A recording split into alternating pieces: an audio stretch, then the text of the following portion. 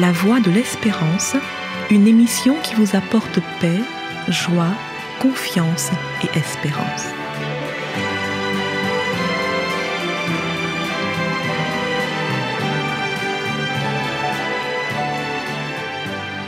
Bonjour la Guyane et bonjour à tous depuis la Guyane.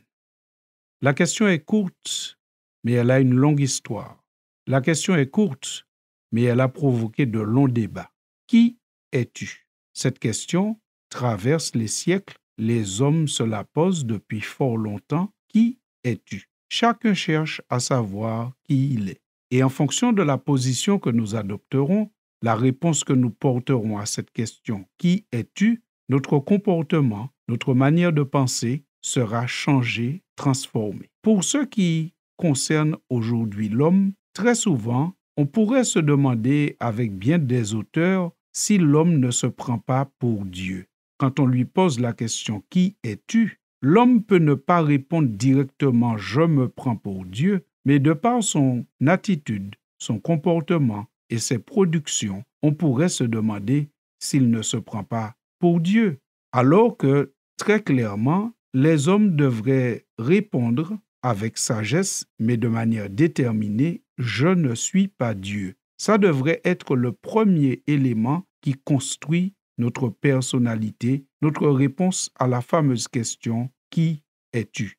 Nous trouvons l'exemple d'un homme, disciple de Jésus, même précurseur puisque c'est lui qui a annoncé la venue de Jésus, à qui on a posé la question « Qui es-tu ?» et nous pouvons entendre sa réponse. Cet homme, c'est Jean le Baptiste. Et la question lui est posée dans l'évangile de Jean au chapitre 1er, au verset 19. La Bible rapporte cet épisode en disant que les Juifs envoyèrent de Jérusalem des sacrificateurs et des Lévites pour lui demander « Toi, qui es-tu » Et il déclara, donc Jean déclara, et ne le nia point, il déclara qu'il n'était pas le Christ.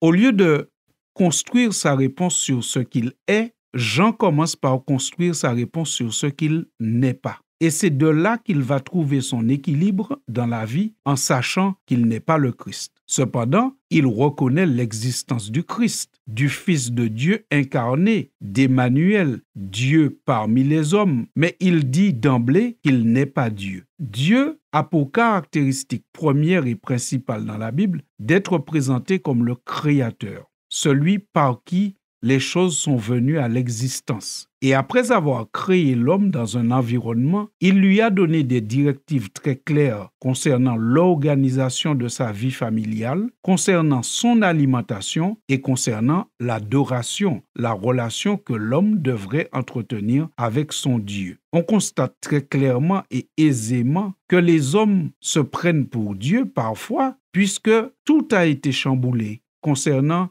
les instructions que Dieu a données sur la vie familiale, sur l'alimentation et aussi sur l'adoration, la manière d'être en relation avec le Créateur. Et Christ est venu et il est tout à fait différent. Lui, par contre, quand on lui demandait s'il est le Fils de Dieu, s'il se reconnaît de nature divine, il n'hésitait pas à répondre oui. D'ailleurs, ça lui a coûté cher puisque certains voulaient le lapider parce qu'ils reconnaissaient à première vue en lui un homme, mais qui se faisait Dieu. Christ, en fait, quand il est venu, il ne fait pas des hommes des dieux, mais il fait des hommes des enfants de Dieu. La Bible le déclare toujours dans l'évangile de Jean, au chapitre 1er toujours, mais cette fois au verset 12, que tous ceux qui ont reçu Jésus, tous ceux qui croient en son nom, il leur donne à tous ceux-là le pouvoir de devenir enfants de Dieu. Et d'ailleurs, les apôtres, lorsqu'ils parlaient à l'Église, en relation avec Dieu, voici un exemple de ce qu'il disait. L'apôtre Paul, par exemple, disait aux Colossiens « Rendez grâce au Père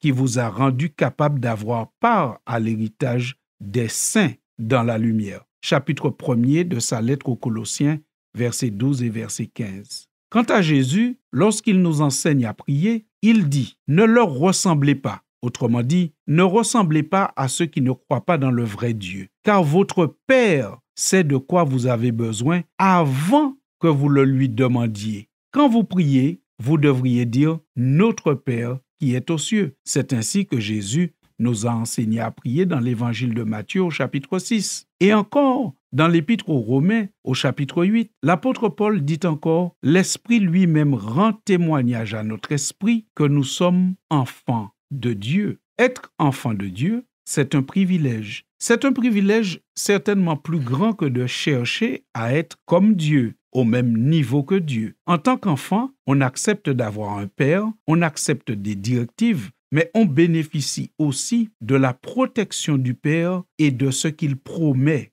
à ses enfants. Dans Romains au chapitre 8, au verset 17 et 18, l'apôtre dit « Or, si nous sommes enfants, nous sommes aussi héritiers, héritiers de Dieu et co-héritiers de Christ. Si toutefois nous souffrons avec lui, afin d'être glorifiés avec lui. J'estime, poursuit-il, que les souffrances du temps présent ne sauraient être comparées à la gloire à venir qui sera révélée pour nous. » Cet extrait de la Bible nous donne toutes les raisons d'être satisfait d'être enfant de Dieu.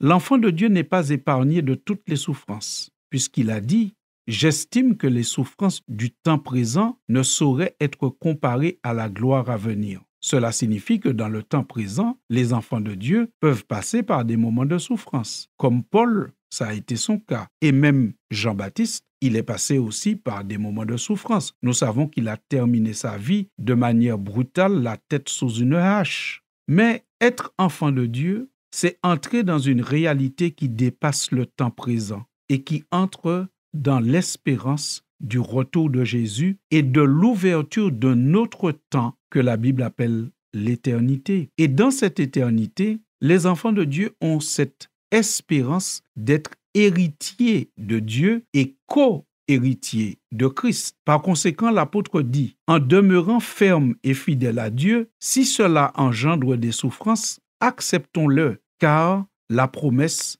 est tellement grande. Ce qui vient après est incommensurable vis-à-vis des souffrances du temps présent. » Aussi, chers auditeurs, la question est courte, mais son histoire est longue. La question est courte, mais elle a provoqué de longs débats au travers de l'histoire des hommes. Qui es-tu? Alors, bien entendu, nous sommes qui nous sommes de par notre prénom, de par notre lieu de naissance, de par l'ethnie à laquelle nous appartenons, de par notre rang social. Et cela, ça va toujours demeurer. Et ce n'est pas un problème que nous soyons différents, parce que nos différences rendent la vie plus belle. Mais à côté de tout cela, au-dessus de tout cela, derrière et devant tout cela, n'oublions jamais, comme disait Jean, « Je ne suis pas le Christ ». Mais n'oublions pas non plus que la Bible nous dit que nous sommes enfants de Dieu. Et en tant que Père, Dieu prend un soin jaloux de ses enfants. Il s'en occupe maintenant et jusque dans l'éternité. Que ces paroles d'espérance nous gardent et nous soutiennent. À bientôt, chers auditeurs. Qui suis-je pour que le roi des cieux m'ouvre ses bras? Perdu mais trouvé par sa grâce, son amour pour moi, son amour pour moi. Il m'a libéré, ma dette est payée, je suis enfant.